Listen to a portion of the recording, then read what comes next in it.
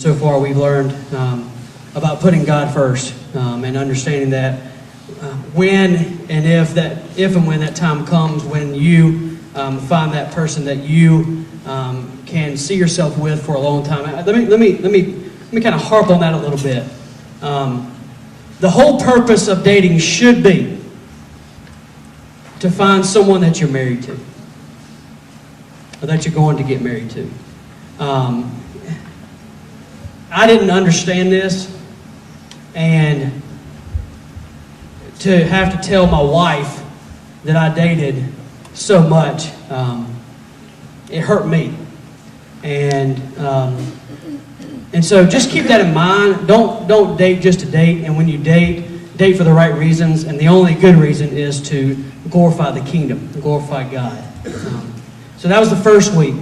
The second week, we had Ken and Janet up here who did a great job just about struggles that guys do that make girls stumble, and things that girls do that make guys stumble. And I thought it was really practical, really biblical, more importantly, and I hope you got a lot out of that.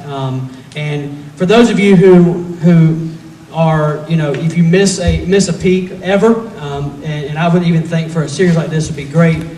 We do have these messages online, and we're able to view them back, or if there's a friend of yours that needs to hear a message like what you heard, just kind of direct them to that northsidebc.org, northsidebaptistchurchbc.org, and you'll find them on there.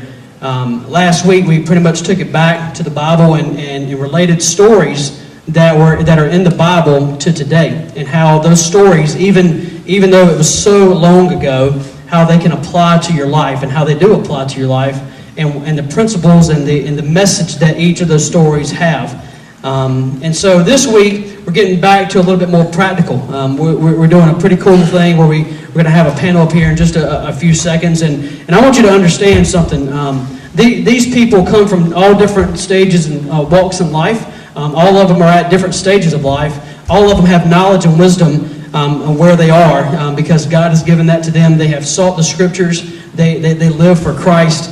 And so I want everyone, okay, I don't know who's back there, I can't really see, but if everyone can come and find a seat, okay, I don't want anybody not paying attention. Unless you've got to stay back there, let's come up and let's give them our undivided attention, okay? Tonight, our good friend that pumps us up and does a bunch of different monologues and helps out here a bunch, Cole Strickland, is going to be our moderator. So y'all give a huge welcome to Cole Strickland as he comes up. All right, thank you. I'm so excited to be here, guys. So excited to do this. This is a subject that's really heavy on my heart, and I've really enjoyed this series. Getting to see you guys grow in it has been awesome. The conversations I've had with some of you has been great. That God's been using this series, and to really show us that really dating and marriage and all that fun stuff really should be to exemplify Him and His love for us and His love for His people. So I think that's really cool. I would like to echo, before we get started, what Ben said. We are going to have a few different groups of people here tonight, representing all different kind of stages of life, whether it be single and like professional, or young and dating, or recently married, or long time married. We're going to have all those kind of people. And I just want to kind of echo what Ben said. On whatever stage you are in your life, I want to let you know, guys, if you listen to really quick, if you don't hear anything that I say tonight, hear this. Whatever stage you are in your life right now, God's put you there because He has something for you to do while you're there. So if you're dating, that's a blessing. Be a good steward of that. If you're single, hear me out, single people, because it took me years to get this. Your singleness, guess what? Your singleness is a blessing. It's a blessing. So use that. Be a good steward of it. Okay, cool. And just really quick, give us your undivided attention tonight. No talking. Hear us out. Cheer these people on, encourage them, so it's going to be great. All right, we're going to get started really quick by introducing our panel. First up, we have two people, very good friends of mine, who are representing the young and professional single group tonight. All right, come on up, my good friends. Cassie Erickson, oh yeah, let's go, come on. Get on out for it, let's go. Oh, single ladies. I like that, that was good stuff. And then right behind her is the ever lovely stud, Jamie Strutton. Looking good in plaid. Back in plaid. Looks great. All right, and then we have two of my, oh man, these are two people who I've never been here before. The next couple we have for you, or the first couple, should I say? Sorry, guys. That is here. These are two of my best friends in the whole wide world. We okay back there? Sweet. All right. Two of my best friends in the whole wide world. They're new to the Peak, so you got them a big welcome to Aaron Talmadge and Ashley Clark, who've been happily dating for, get it, 6 years. 6 years, that's crazy. They're two of my best friends here in the world. They go to Lander, they're awesome, and they love Jesus, and they're stoked to be here tonight. After them are two of my also very good friends who have been married. How long have you guys been married?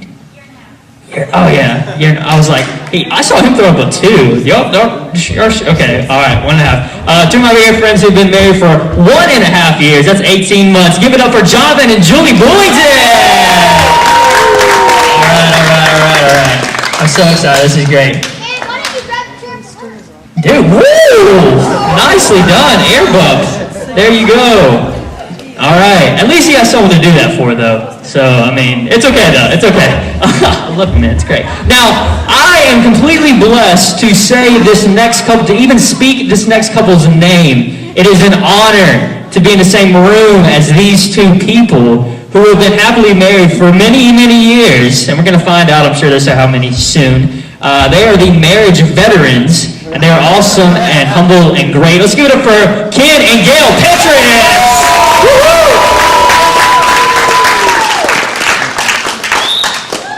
All right. You guys doing all right? Huh? 38 years? I can't even count that high. That's a lot of years. That's great. Whoa. Happy 38 years. Look at him. Look at that gentleman. That's amazing. Here, let me help you out, bro. I got you. Let's go down here. Yeah, I like it. After you. All right, smart idea, James. Smart idea. Oh yeah, my bad. Okay, so we're gonna get started in just a minute. Now, let's start with a couple of ground rules, like I already said. Remember, give us your undivided attention, cheer these couples on, and really take this from the heart, because we've got some questions that mainly have to do with dating. We also have a couple sprinkled out that just have to do with how to deal with relationships in general, whether it be just friend relationships or other than that, and just how to honor God in your everyday life and different things like that. So we've got a bunch of questions that consist of that. And from my panel, remember, you guys can kind of interject in any question you don't or you want to, although we are kind of on a time crunch. So, but we do have specified pre-written questions that you guys wrote down, and these were anonymous. That means, for those of you middle school guys, what's anonymous? It means their name wasn't on it. Okay, sweet. There was one person that was like, oh, that word. Okay, cool. So that means their name was not on the card. All right, and so we don't know who you are that wrote this, but God put it on our heart to answer some of these questions. So shall we get started? Want to get started? Let's do this. There we go. Answer to rules. Answer to rules. Our very first question is for the ever lovely 3 couples. My bad, I was skipping ahead. All 3 of you guys, 6 of you guys are lovely. This is great. This is a question for our 3 couples who have relationships with each other. Ooh. And we're going to start out with Aaron and Ashley answering this question, but all 3 of these couples are going to answer it. The very first question tonight is, someone wrote, I'm struggling with thinking and dwelling about the future. I'm struggling with being content, especially in my relationship. I just want to go ahead and get married. What are some ways that I can be more content with where I am in my life? So Aaron and Ashley, you want to take this away for us to begin? Absolutely. All right, let's go. Again, I'm Aaron. This is Ashley. Thank you for having us here tonight. We've been dating for 6 years. Not as happy as you might think. We fight all the time. No, I'm kidding. To be dating for 6 years, yeah, you kind of got to get along quite a bit. Okay, so to answer the question about not dwelling on what's going on right now, Ashley and I actually started dating when we were in high school, so we're considered high school sweethearts, I guess. We've been dating since all the way up until our senior year of college. Just let you guys know. So you're in the right place to meet the right people. So yeah, we met in high school, and we've come to the point where we're in college. Remember that while you're in high school, that there's so much opportunity before you. You have so much more in your life than concentrating on finding somebody that you want to spend a lot of time with. Remember that, when you spend a lot of time with one person, you build that relationship with them, and things don't work out, you've missed an entire opportunity to spend with your friends in high school and in college. Luckily, and I think Ashley will answer this question a little bit better later, oh gosh, I forgot what I was going to say. Remember that you gotta concentrate on now. Don't worry about what's coming up later. Just look to the future and know that it's going to get better. You have the rest of your lives, literally, to find somebody. So don't worry about rushing and getting married. Enjoy your high school time while you're, enjoying it and making memories. It's over before you know it. All right, the married couple.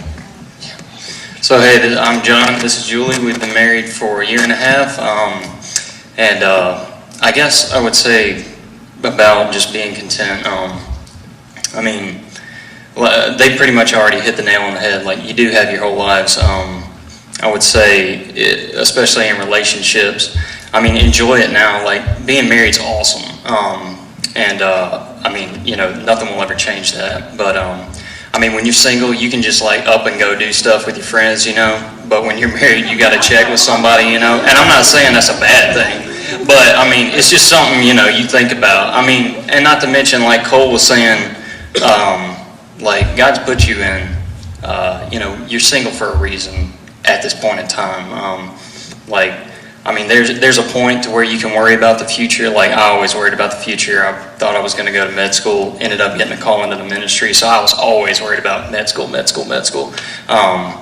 But, don't, like, we're in the here and the now. We're not even promised tomorrow. I mean, so you got to just live your life to the fullest today. And I don't mean like, enjoy that you're not married, go out and party and do all this. That's not what I'm saying. I'm saying, honor God where you are now, get in the Word, you're very, I mean, like, if I wanted to go on a mission trip right now, I would have to think about Julie, obviously. If you're a single person, you can just go out, do missions, do all this, and That's what happens when you're single. moderator. But, just think about that, I guess. I mean, and if you're in a relationship, try not to talk about marriage. You're not close enough to it, and it's really discouraging when you dwell on it. So the more you talk about it, the more you think about it, the more you dwell on it.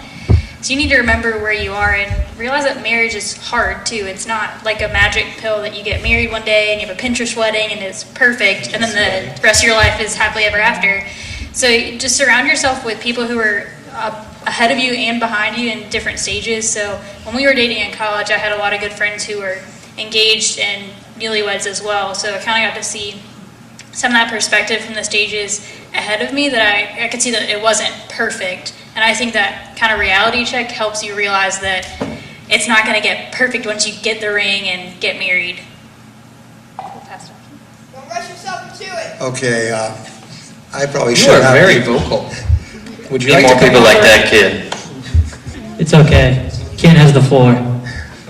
I probably should not share this, but Gail and I dated many, many years ago. We've been married for 38 years, but we dated for 4 weeks before we decided to get married. Wow. Whoa. Don't cheer that on. And we got married 5 months after that, so 6 years. Wow. I would ask you a question: is why? Right now, if there's a burden on your heart to be married, is why? Understand that marriage is not easy. Marriage is difficult. Marriage is hard. It is denying yourself and living for someone else. And that is very difficult. Many things are coming at you from the world.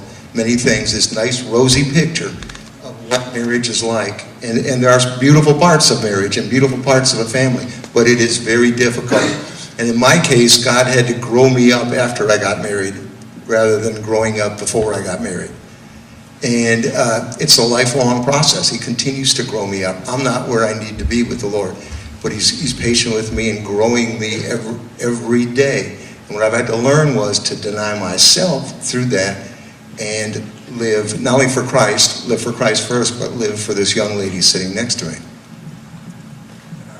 Young lady, He must be wanting dinner tonight. My answer to this, I'm going to keep it short and simple. The question that was asked about planning the future, worried about the future. Don't worry about your future. God's already got it planned. And I've given this advice to a lot of young people over the years is don't try to make life happen for yourself. Just sit back, do what you're supposed to do, ask God to show you your future, and He will. Great, thank you guys. It's really good words there. Our next question is for the ever lovely Cassie Erickson. Yeah, there you go. Woohoo! So Cassie, representing the singles corner, loud and proud, right? It's awesome. It's a blessing. We'll get to you, Jamie. So Cassie, our question for you is: someone in the group mentioned that they are kind of at a jealous point in their life right now because it seems like everyone around them is dating except for them. I myself have been there before. But what would you say to this person? Yeah, seriously, wait till you get to our age. I mean, literally just about everybody is dating or married and having kids and doing all that kind of stuff. It is extremely hard not to get jealous of what they have because that is a desire to have somebody, to have a family. But I just have to rest in the fact that God has a plan for me, whether it is with a significant other and a family or it isn't. He knows best for me. He really does. And when I do feel that twinge of jealousy coming up and that, oh, I wish I had that, I just have to pray, ask God to get that away and focus on what I can do now. Like they said, I could pack up right now and move to Africa and I don't have to worry about anybody. But I just don't have to worry about that other person, and it's a big blessing because I see, I hang out with Julie and Jonathan all the time, and I'm like, oh, I want to go do this, and Julie's like, oh, I gotta ask Jonathan. I'm like, thank God I don't have to ask that, that's nice. So that's what I have to say about that. Sweet. Well, thank you, Cassie. That's a good answer. That's great. And don't move to Africa anytime soon, without telling me first, at least. I appreciate it. All right, thank you. Our next question is for Ashley Clark. We're so glad you're here, man. This is awesome. This question has to do not necessarily with dating relationships, but relationships with people in general. So this question says that there's some girls some girls that think that other girls don't necessarily like them, you know what I mean? Some girls. And so what encouragement would you have to give them for people in general, I guess, but especially for girls that think that other girls don't like them? Okay, who's seen Mean Girls? Just curious. Okay, It's a good put film. your hands down. Raise your hand if you're a girl and you feel like another girl has singled you out at one point or another and talked about you. You are not alone. You are surrounded by girls that have done that.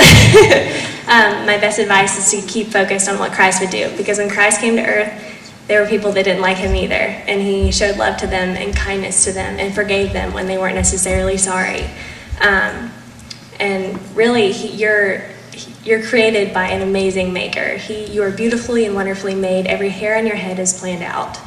So if somebody says that you're not perfect, don't believe them, because you are. He made you, so you have to be. Oh, that was a good one. Let's write that one down. Okay, so question number 4 is for the newlyweds, if I refer you as that, Jonathan and Julie. I love that y'all ended up together. Jonathan and Julie. It's just great. It's awesome. We got the same initials. I know, yes. Now that we're married. That's so great. You save a lot of money on monograms, I'm sure. That was my first concern. I knew it was. Okay, so this question is for you guys together. So there are some people we've noticed who struggle with lying and following other people instead of standing up for what's right and being leaders. Okay, so what encouragement and challenge would you give them who fall into this category? Well, first I think you have to know the truth, and that really requires being in the Word and knowing what's right, because you really can't stand up for it if you are shaky on that foundation.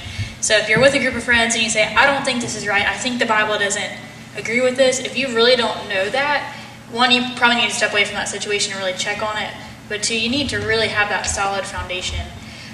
And know that you may get ridiculed a little bit in high school, middle school, and it's awful. We aren't going to deny that being picked on or being laughed at because you're not willing to go with the crowd is any fun. But it's so much more, it's so much better to stand on your faith and know that you did the right thing, and you can look back and you don't regret it in 5 years when you say, man, I was so dumb in high school when I followed so-and-so. It was so dumb. And I mean, the best case is you just regret it. The worst case, something really bad could happen. So just know the truth and be willing to stand up for it. Yeah, I would say the same thing. I mean, how there's that saying, you are who you hang out with. I mean, there is definitely some truth to it, because people are going to start rubbing off on you. And like Julie said, you have to know, where those boundaries are. You have to know what to set. You have to say, if this happens, I'm not going to do it. And that's a whole nother issue, because you don't want to flirt with that line, so to speak. You don't want to get as close as you can to not sinning as you can, because, I mean, what's the point? It's just like testing God. And, we're told not to test God, so that's what I'd say. I love it. I love it. I also piggyback onto that. I was reading in Luke. I remember it was like 2 months ago, and this verse has stuck with me, and some of y'all have heard me say this lately. But a verse in Luke that really hit me was 7:45. It says, "The mouth speaks what the heart is full of." I thought that was really interesting. So that kind of hit me hard. Thank you guys. That was awesome. Okay, so now we're going over to the bachelor pad over here for old Jamie. Jamie, someone mentioned that they have a hard time obeying God, such as doing things He tells them not to do, and not listening to Him when He speaks. So what would you say to many people who struggle with this? Just do it. Naturally, that's my response is, if you know what's right, do it. But understand this, you're not alone. I think everyone up here has been in that place before. Maybe, even today, we've come up with something, and we could all give you an example of where we knew we did something that we shouldn't have done. It's not a unique struggle. Even Paul writes in his letter to the Romans, he says that the very things that I hate to do, I find myself doing, and the very things that I know I should be doing, I never do.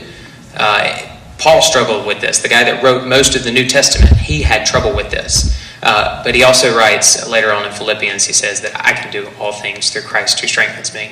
That God has given us not only His law and His commandments and the things that He wants us to obey, but He's also given us the ability to accept the Holy Spirit, who's going to help us and encourage us and not only show us what's right, but help us to do it. Great. Thanks, Jamie. Appreciate it. Well, we'll get back to you guys in a minute, but now we're going to go over to the awesome Ken and Gail. I love you guys. I'm so glad you're here. This is great to share a stage with you guys. Particularly you, Ken. This is awesome. This is great. Oh man, I'm so weird. Okay, so number 6. This is great. I'm excited about this question. This is a really intense question. I myself have struggled with this very thing many times. I think this is really, really important. I'm so glad you guys get to answer this. Guys, how do you keep a relationship God-centered? And how should specifically in that, how should the guy lead the girl? And also, what should girls look for in finding a guy? I know that was like 3 main things, but if you need me to repeat it, I will. So, how do you keep a relationship God-centered? How should the guy lead the girl? And what should girls look for in finding a guy? Okay. I think if I would answer that by focusing on Christ. If you look at that little graphic on the back wall, that triangle, I actually use that triangle in marriage counseling. That is the man and the woman with Christ at the top and Christ in the center. And if you look at that, if the man and the woman focus on God and draw closer to God, closer to Christ, they naturally, as you draw closer to Christ, each one alone naturally draw closer together. And that's how you lead. You lead by drawing closer together. You lead your wife or your girlfriend by drawing closer to God. I'm a firm believer in leading by example. And as you draw closer to God and as you live for God, and part of that is submitting to God completely and surrendering to God, people see that. And your girlfriend, or your wife in this case, sees that you're growing and you're demonstrating to her that your love for her through your growth in Christ. Without Christ, in that triangle, without Christ, it's a man and a woman, a boy and a girl. And guess what happens in there? Without Christ, we become self-centered. And instead of growing together, we become very selfish, look at my wants. Without Christ in the picture, I'm looking at my wants, ignoring Gail's wants, and we grow further apart. That's why we see a 50% divorce rate in this country, because God is not at the center and God is not the top. We grow in Christ, closer to Christ, and demonstrate that. To answer the part of the question about, how'd you state that last part about the girl looking? Basically, they said, what should girls look for in finding Okay. a guy? I could go on and on about a subject I'm fixing to talk about. Of course I won't, because we don't have the time. But look for a guy who's going to treat you like a lady. You deserve it. You all deserve it. Abuse in Greenwood is here. It starts very young. It can start middle school, high school, college, marriages. And if you are if you're an abuser or you being abused, get in touch with somebody. Get away from it. I didn't know how prominent it was till it affected our daughter. And it was brought to our attention, and it was a fight and a struggle emotionally for her and for us. She broke away from it. So I'm just going to say, look for someone who treats you with respect, treats you like a lady, and like your daddy would want a boy to treat you, okay? Thank you. You guys should have your own talk show. I have something to add to that too. Yes. You really please. want to look for a guy who's going to act the same way in front of your parents that he acts when you're just talking one-on-one. Because if he's going to say one thing in church because he's around Ben, and he's going to talk the Lord up really high, and then when you're out watching a movie and he wants you to do something that is not godly, that's not somebody who has integrity. So you really need to be careful that you're talking and walking with somebody who's actually doing what they believe and what they say. And I think having them meet your parents and really spend a lot of time with your parents, if you're serious about them, really says a lot about them, because they're willing to really invest in you and your family, which is good for marriages, because we've all heard terrible stories about people who don't like their in-laws, but you really can see their integrity when you're spending time with your parents. That's great. Thanks. Okay, so we're going to go over to the high school sweethearts over here for our next question. Aaron and Ashley. And I've noticed this in life, but when we get around our own sex, typically when guys get around guys and girls get around girls, typically a lot of times I know for guys, we tend to talk about things that aren't not godly at all. And I know girls express the same thing happens. So you can call it locker room talk or whatever have you, but just conversation that does not glorify God in any way. What do you guys have to say about the subject? Let's talk about sex just a little bit. Okay. Everyone saw Pitch Perfect? Yes, okay. All Okay, right. that's where I was going with that. Okay. Ben's like, I'm never Back. It was a good try. Is that worth an applause? I hope not. That was terrible. If we're talking about locker room talk with guys, I played high school basketball, and I can tell you that, ladies, you want to make, like, just to piggyback off what the lady said in the previous question, is that you want to make sure that the man that you find is going to respect you the way that you deserve to be respected. Because a lot of times when guys get inside those locker rooms, they don't. I mean, they're just looking for an opportunity to brag about who they're with, how they got with them, who they had sex with. I mean, that's honestly, so many guys concentrate on that, and that's because they've been fooled by the world. You know, they've been fooled by the opportunity that they can just put another notch in their belt, you know, and that they are just that much cooler because they got with somebody else. And that's the last thing that you want to ever be, is another number. Because, like Ashley said, you are beautifully and perfectly made by a perfect God who wants to see the absolute best for you. And gentlemen, don't be a coward. Make sure that you find a woman that you want to respect and that you care for.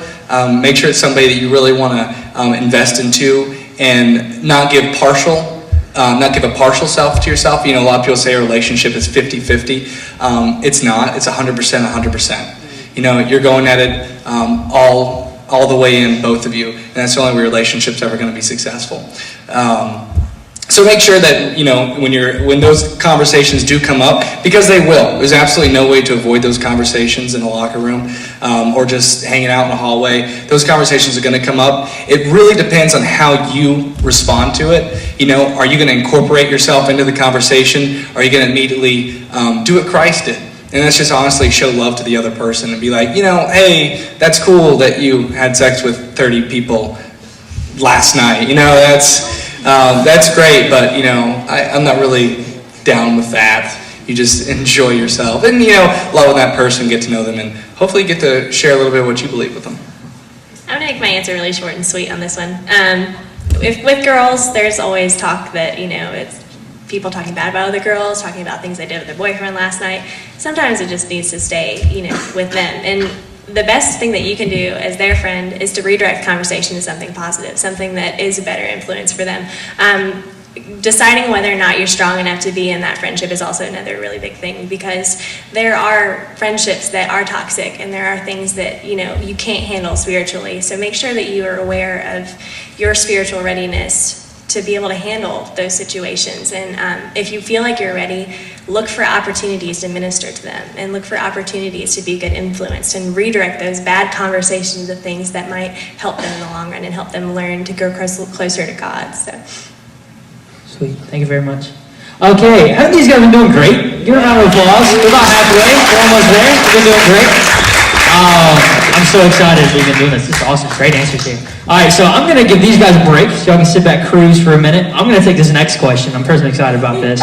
And so this next question is going to seem funny at first, but at the same time it really isn't. So it's a good little lighthearted, but then there's some strong stuff to say here at the same time. So this next question I'm going to answer, they gave me, is this person says, this guy says, I love to kiss girls a lot. Is that a problem? And when we first heard that, I'm like, oh, that's hilarious. And the more I was thinking about that at first, I'm like, yeah, that's a problem. You should do that. And the more I was thinking about it today, I was like, no, it's not a problem that you like to kiss girls. I was like, that's good. That's natural. If you're weird about that or don't, we'll talk. But, I mean, it was one of those things where, yeah, you should want to do that. I think that's natural. But at the same time, I can stay there. At the same time, thank you, Bear Cassie. At the same time, when that becomes your focus and you aren't being a good steward of that, I think that's when it becomes a problem. I will go and say this personally. When I was in middle school, thank you. When I was in middle school and high school, I will say this, guys, you might be able to relate. Girls, if you ever hear a guy doing this, be offended immediately and not be friends with them at all. I treated kissing girls or making out with girls as a game. It was a game. It was a game to me. I remember when I was in 9th grade, one time we were sitting in history class, and a couple of my guy friends, we got together in a circle, and we were counting on both hands how many girls we had made out with or kissed, over the past couple years or whatever. And I felt like I had to pull out my foot at one point and start counting that way. And it was one of these things that there were no strings attached, and I thought that was cool. Could I just turn down a little bit so in case of feedback? Thanks. So I thought there were no strings attached and thought that was awesome. What I didn't realize until many years later, that a lot of those girls I kind of done that with are just made out friendly. It's okay, we're just making out. It's not a big deal. We're just kissing. That's a big problem because you're messing with people's feelings, guys, when it comes to specific things like that. And I think doing that, especially before marriage, is kind of like playing with matches in a room full of dynamite. I really think that it can easily get out of hand. So is it wrong to want to kiss girls? No, I don't. But should you be going around kissing girls who ever randomly know? I'm a big personal believer now. Should you kiss someone before you're dating them? No, I don't think so. I think you should really get to know. That's not a conquest. I used to think that was a conquest. I think it wasn't real until I kissed them. That's not the case at all. God uses that kind of stuff in a blessing, and that stuff really should be for marriage and different things like that. So I grew up in a house, I was telling men today, I grew up in a house where my dad told me to kiss as many girls as I could and go as many dates as I could, and that really wasn't a healthy thing to do. So it got a lot of people hurt in the long run. But it's good to kiss girls. Just don't be crazy about it. Be a good steward and all that kind of stuff. If that makes sense. Okay, cool. Resume. Thanks for the commercial break. So our next I'm question. going to add something. You said we could Yes, interject. please. When you do get married, guys, always kiss her goodnight. Oh yeah, there you go. I like that. Was that nature more driving towards Ken, or was it just like disregarding? No, don't do it here. That's okay. No. That's enough. So, man, I'm red. That's hard to make me embarrassed. Okay, so our next question is a really serious subject, and it's something that guys and girls really struggle with. And I know we spent a lot of time on it last year. We're going to direct this towards Jamie. Jamie, this next question is about pornography and just kind of the foothold. And it's something that's kind of uncomfortable, but it's really a foothold in the church more so than I think we believe. So, Jamie, pornography has seemed to have taken over the world in so many ways. So, a bunch of students agreed in this when they wrote their question. So, Jamie, what are some practical, everyday ways to stay away from pornography? Yeah, this is a tough one because we live in a society, we live in a nation where we're just surrounded by sex. We're surrounded by beautiful women in a little bit of clothing that are all over the place. You can't even get a hamburger now without seeing someone just dressed completely inappropriate. That's just the way it is. But guys, that doesn't make it right.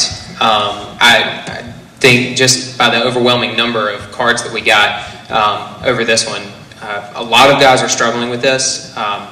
That's not a strange thing. Everyone, I think, has just about in some way or form.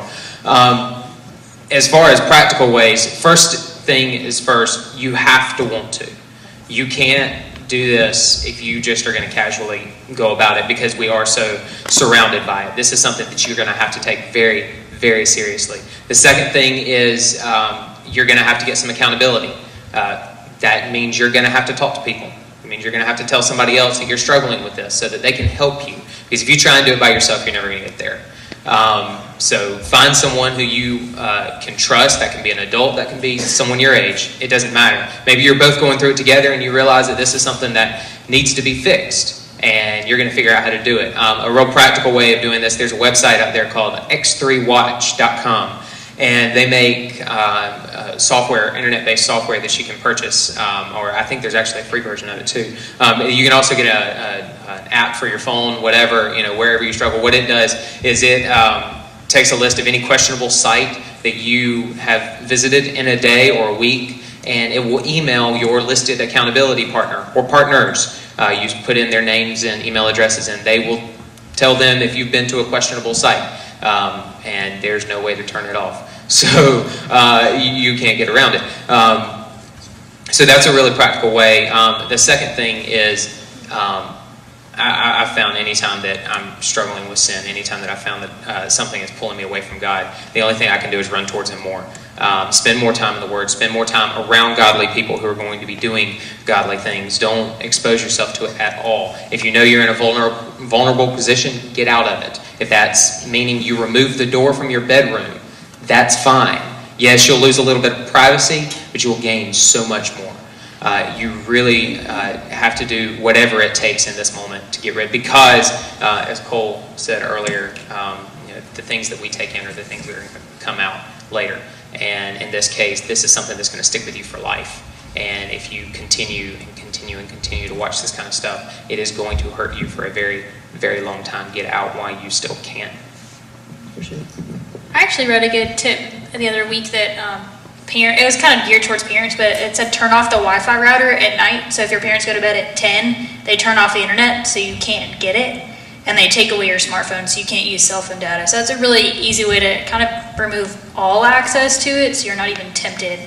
Or I have friends who the husband doesn't have the password to the computer and he can only use the computer while his wife's up and in the same room, just because they don't even want to have that flirtation with that sin. So be really, really proactive about it. Don't say, well, I'm pretty sure I'll be fine. It's just 3 o'clock in the afternoon, because if you're going to struggle with it and if you have those low moments, you'll run to it, and you want to run towards God, not towards pornography.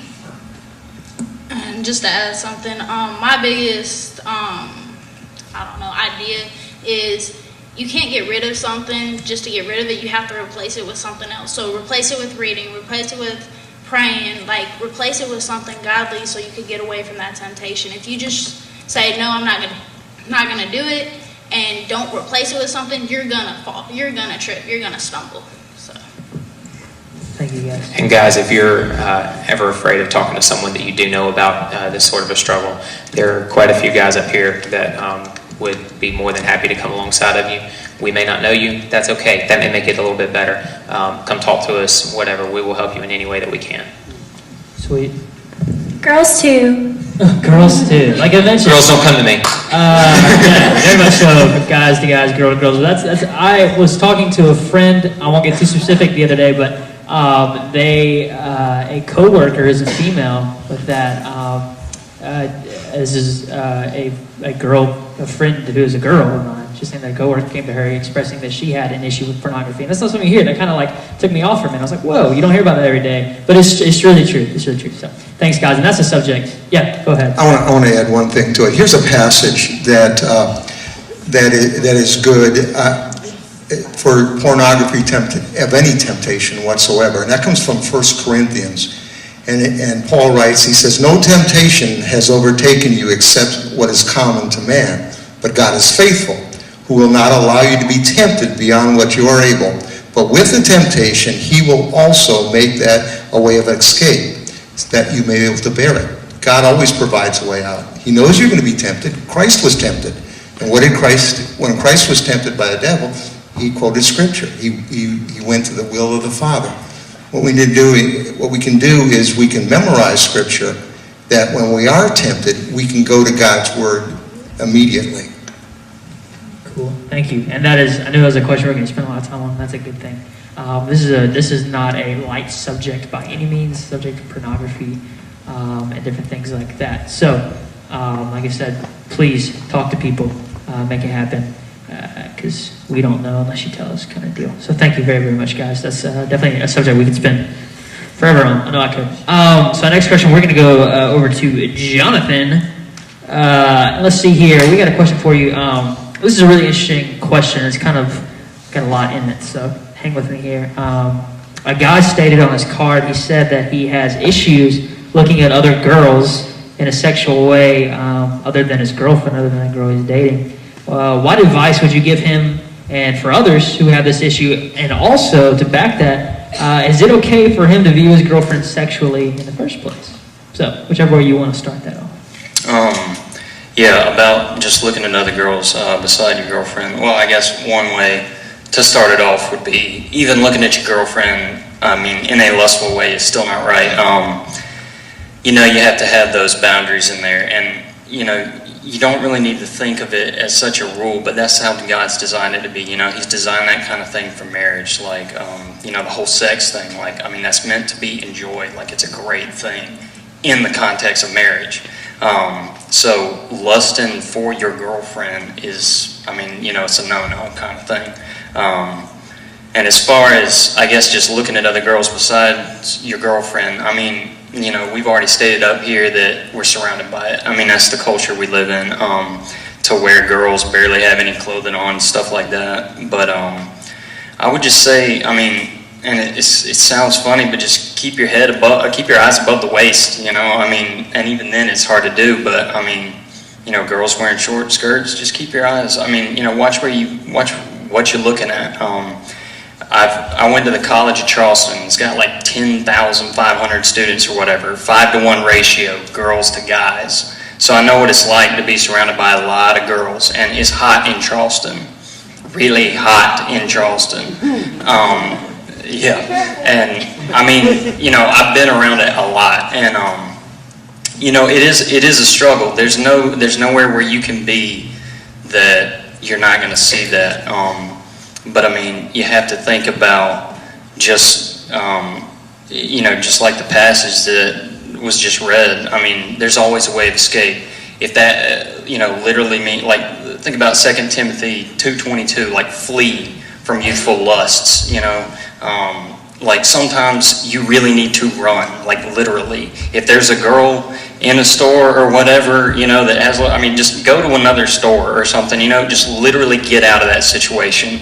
And also, I mean, you know, there's a ton of examples in the Bible where this has happened. Just think about Joseph and Potiphar's wife. Like, she was asking him to sleep with her.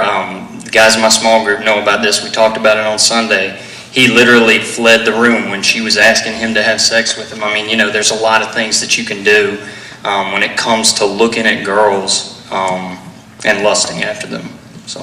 Cool. Well, thanks. Well, real quick, we do have 5 questions left, so a good bit of ground to cover. But just a reminder, you guys are doing great, but we are a little bit of a time crunch, so I don't want to say make your answers short by any means. We do want to get all the meat out of them we can. So we do have 5 questions left. Our next one is for Julie. And Julie, a female student, got really honest and said that she struggles with lustful thoughts so much that she finds it consuming her mind at times. So what godly wisdom would you give ladies that struggle with lustful thoughts?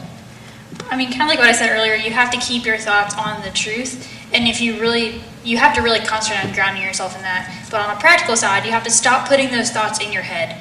I really firmly believe that a lot of the movies that are even rated PG-13 border on pornography on the way they impact your mind. So if you watch a scene that's got a hint of sex in it and they have it behind closed doors, your mind's going to think about it. You're going to think, oh, I wonder what's happening behind that door. And same with those romance novels and what happens in 17 and all those magazines. They're inappropriate. They are pornography for women. They are not anything different than what the guys are watching on the internet that we give them so much crap for. So don't put it in your mind. Don't listen to the music and don't watch those movies. I mean, you have to be really intentional about what goes in, because what goes in your mind goes in your heart and then comes out your mouth. And just be aware that those lustful thoughts are really bad for you. And if you keep thinking on them and dwelling on them, you'll end up acting them out in different ways. So just don't put it in your mind, and really pray and have an accountability partner kind of asking you how your heart is on that. And just really, it's going to be a struggle, but you have to be aware of it and stop putting that in your mind. Thank you. Agreed. Very good answer. Okay, so Aaron, this one, you're up, buddy. This one says, or basically what we're talking about is us guys, a lot of times, I know, I've been through this myself. We have problems at times with lying to girls so they will date us. So what advice would you give guys? And this might seem simple, but it's a big thing, sometimes, not being who you truly are. So what advice would you give guys in this area? That's a really great question, and I think it's really good someone can be honest with themselves and being like, okay, I feel like I have to lie to somebody to get them to date me. Remember that if you're going to start out a relationship with lying with somebody, remember that you've started out a relationship with a lie. Remember that you've tried to impress somebody by misleading them, making them think something that's not true. And trust me, if you date someone for long enough, they will find out. They will find out. I know that's something that I honestly struggled with Ashley when we first started dating. I like to say, I just, never let the truth get in the way of a good story. But, it's honestly, anytime you find your way into a lie, it just starts you off as a misleading liar to the person that you want to spend time with. And once you start losing that trust, it really begins to kill the relationship. So good, don't lie. At least you know that. Next part is, how do you get someone to be with you if you don't lie to them? Or to date you without lying to them? Be honest. You don't want to be with somebody that you have to lie to. What do you have to tell somebody that's so amazing about yourself that's not true? Just as we said about the girls that are beautifully, perfectly made before God, you are a perfectly awesome dude that rocks. And if you have to lie to a girl to get her to date you, don't date her. If she feels like she's that much better than you, and you feel like you have to somehow mislead yourself and mislead her to make yourself seem better, don't do it. There's no reason that you would ever have to do that. You're better than that, and you're awesome. Sweet. Thank you very much. Sweet. All right. Sweet, dude. Dudes rock. All right. 3 questions left. Cassie, a young lady she mentioned that she's really trying to rely on God to find her a godly guy. And you are obviously single, so you are in her shoes, and you expressed this to me. So what would you say to girls that are trying to look for the perfect guy or the right guy? First of all, just pray. Pray for contentment for yourself. Pray for that lack of jealousy, to just a pure heart and the willingness to rely on God. But also pray for that future guy. Like, pray for God to change his heart to be that godly guy that you want to follow. But what I've recently started doing is stop waiting on a guy. Like, start living your life, doing what God has for you in your plans. And if a guy comes along and he helps you in your ministry, then that's a guy you need to follow. What you need to ask yourself when you're starting to look at a guy for a potential date is, can he help me better serve God? And if that answer is no, then that's a clear-cut answer, is that's not somebody you need to follow. So that's my philosophy on looking for a guy, is I'm going to serve my heart out until God gives me a helpmate who can help me serve even better than I'm doing now. Don't waste your time looking for a guy, because there's so many other things God has for you in your stage of life right now. It's not worth spending that time. Yes, you want to know what to look for, and when a guy comes up, you want to be able to look at his character and say, this is a guy that's worthy of dating. But if you spend your time talking with a bunch of girls saying, I wonder if he's a great guy, he's really cute, you're wasting your time, and you could be doing something much more beneficial. And you can be doing something honestly a lot more fun. Because as much fun as guys are, it's really not a whole lot of fun to talk about them. So just don't do it. Am I allowed to make a quick interjection on a girl's question? Go, quick. Cool, really quick. Don't fool yourselves in thinking that there is such thing as a perfect guy or a perfect girl. See, that's what we all got. I'm pretty sure we're all thinking the same thing. I don't know what he's talking about. There is no such thing as a perfect guy or a perfect girl. There's only someone that you can meet and you can have a relationship with Christ with. That's the only perfect relationship you'll ever have, is with Christ. But even then, your relationship to him will be flawed, but his relationship to you is always perfect. So Mr. Prince Charming, Mrs. Princess Amazing, they don't exist. I don't know, Prince Charming, they don't exist. Just remember that you're looking for someone that's going to make you a better person, and that you can do the same to them. Sweet. Thank you, guys. And help them be a better person by praying for them. Like, prayer is our biggest weapon that we have. So pray for them. Pray for their godliness. Pray that God convicts them. Pray that God does everything they have to do to be that leader or that follower of the relationship. I hope if I do have a future husband, he's praying for me, helping me be a more godly girl. Woman. Some of my favorite moments with Aaron have been like when we pray together, like before we go to bed, or pray for each other. Like, it's a big part of being in a relationship. Like, people forget about it all the time. I mean, it's so easy to pray for this person that's sick and this person and, everything that you want. But we always forget about the biggest people in our lives, like the people we're in relations with. And I don't know, like I said, my favorite moments have been when Aaron and I pray together for each other. And I don't know, I encourage that, seriously. Whoever you're dating now, pray for them. Pray for them as soon as you leave the service. Thank you. Awesome. Okay, next to last question, we're going to take it back over to Julie. And this question really hit me hard to realize that someone in here is possibly struggling with this. So this is probably something that a lot of people, not just girls, can benefit from. But a young lady mentioned that there are guys who take advantage of her, and she wants to know how she needs to stand up for herself. So what wisdom would you give her? That's a really tough question, because it means that you don't see value in yourself. And it kind of goes back to the comments made earlier that you are beautiful because you're an image of Christ. So you need to understand your worth and not put yourself in those situations. I mean, you really shouldn't be around, shouldn't let yourself be in a position that you can be taken advantage of. And we need to change that norm that a date is between a guy and a girl and you're alone, because that puts you in such a vulnerable position that you don't need to be in ever. Because until you're married, you really cannot be safe with that person, because you really, two sinful people together, alone, being tempted by sexual temptations, just is not a good picture. So get yourself out of that situation. Don't put yourself in it. Let somebody know that you struggle with it. So if you tell your friend, hey, I'm going on a date with this guy to the movie theater, have them text you and say, are you doing fine? They'll be watching out for you and they'll be praying for you. So just keep that in mind. And those guys who treat you like that aren't the guys who are for you. They're not treating you in a godly way. And I was just going to say, I know this is a question for her, but girls, don't like shoot for the sky when it comes to a guy. Like, don't lower your standards. You're extremely valuable. Just and being taken advantage of I mean, if it's a serious situation, seek help too, tell somebody about it.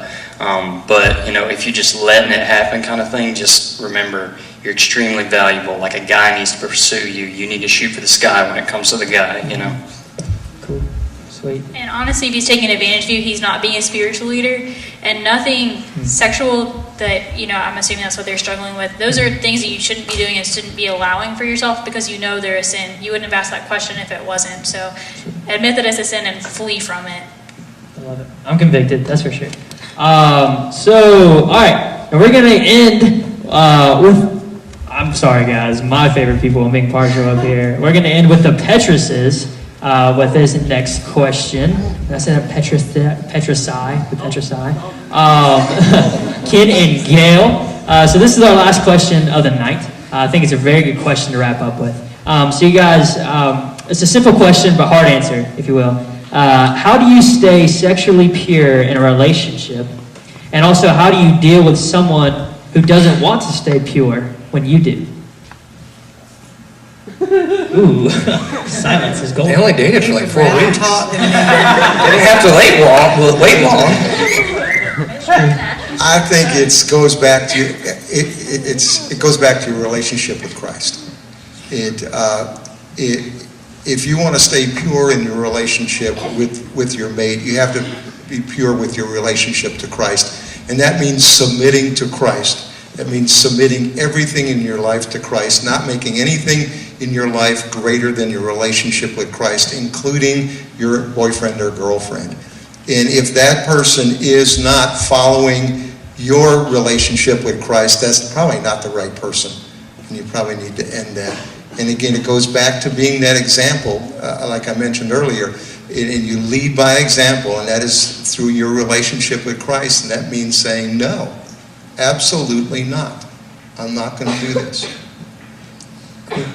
Gail? Well, to wrap up the whole conversation we've been talking about, you need to be looking when you start dating for someone you think you may end up. You look at someone as a potential marriage partner. Don't think you're going to marry everybody you date, because things come up along the way. But if you're not on the same page on that story, that's a big one. So you got to be on the same page and all the important things that's going to matter in your marriage. If you have problems trying to get through to day with the person you're with, get up every morning and pray to God, every morning, and say, help me, give me the strength, give me the wisdom to follow you in all my choices today, direct me in that way.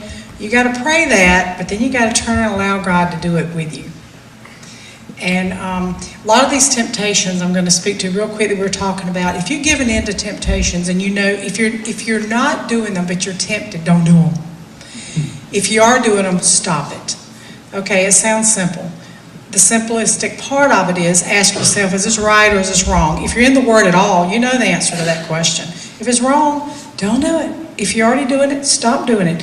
Being in temptations and giving into them, and some of them, if you're in them long enough, turn into what's called addictions. That's not fun and games.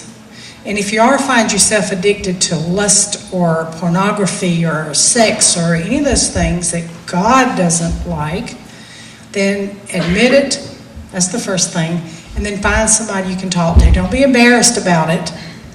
Just find somebody. And he's on staff here. You can find us we're old folks here. We have been married 38 years. And when he started out the thing, we were dating 4 weeks, got engaged, 6 months total, we got married. Yeah, that's true. Don't recommend it. I told my kids, we had 3 children, I said, don't do that. God was on our side, thank goodness. But I wish that when we were as young as the rest of this panel, we had the knowledge that they have. I'm sure I was exposed to it and I had it. Sometimes I ignored it. So don't do that, okay? Thank you so much. Man, thank you so much. Have you guys enjoyed this tonight? This is great. I just want to, once again, thank these people up here. Thank them personally afterwards, yourselves. A hand clap is great, but seriously, thank you. God spoke me through that. Face-to-face is even better. Affirmation is always a good thing. But thank you so much, you guys. Your wisdom and knowledge and God to speak through you has been awesome. I've had a great time. We're going to go ahead and as you guys exit and take your stools, we're going to pray. And we're going to give thanks to God for this night. And as He continues to lead us. And that hopefully this series won't end with this series, you know what I mean? All right, cool. Dad, bow your heads and close your eyes, guys. Dad, we thank you so much. We thank you for the institution of marriage. We thank you for dating you as a means of honoring you. And so for that, we thank you. We pray that this won't be something that we hear and, oh, that's a good word, I'm going to use that one day, that we would go and start applying it now, whether it be through pornography or dating or just talking to guys and girls or whatever it be. Thank you for this night. And once again, I thank you for the people that were up here. May we live this out, an example to these youth here in our lives. In Jesus' name we pray. Amen. Amen. I'll give it up for one more time. It's great.